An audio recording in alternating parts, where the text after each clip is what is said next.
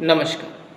कुंडली में 3, 6, 8, 12 ये नकारात्मक भाव माने जाते हैं। इनमें प्रमुख रूप से 6 और 8 यानी लग्न से छठा भाव रोग, कर्ज और शत्रु का होता है।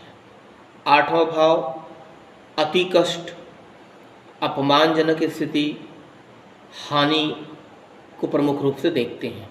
यदि आपकी कुंडली में छठे या आठवें भाव के ग्रह की दशा चल रही हो, ये कुछ कुछ परिस्थितियों में यह इतना नकारात्मक भी नहीं होता। जैसे कि अगर मेष लग्न की कुंडली हो तो अष्टम के स्वामी स्वयं मंगल हो जाते हैं, तो वहाँ यह कम देखा जाता है। लेकिन ज़्यादातर कुंडलियों में देखा जाता है कि छठे और आठवें भाव के स्वामी की यदि दशा चल रही हो तो जीवन में अनेक परेशानी आ जाती हैं।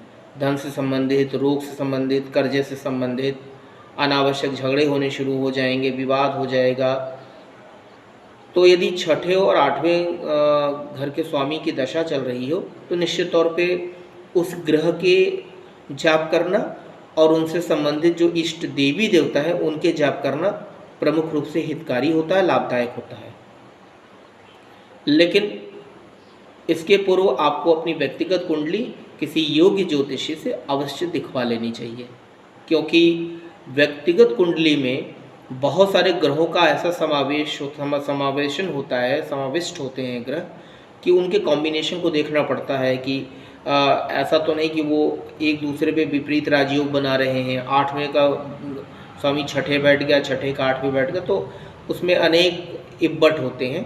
लेकिन एक सामान्य रूप से ही कि यदि छठे भाव और आठवें भाव के स्वामी की दशा चल रही हो और आप परेशान हो तो आपको सामान्य रूप से उस ग्रह के जाप करने चाहिए और उससे उनसे संबंधित इष्ट देवी देवताओं की भी पूजन अर्चन करने चाहिए। उससे आपकी परेशानी कम होगी, आपको लाभ होगा।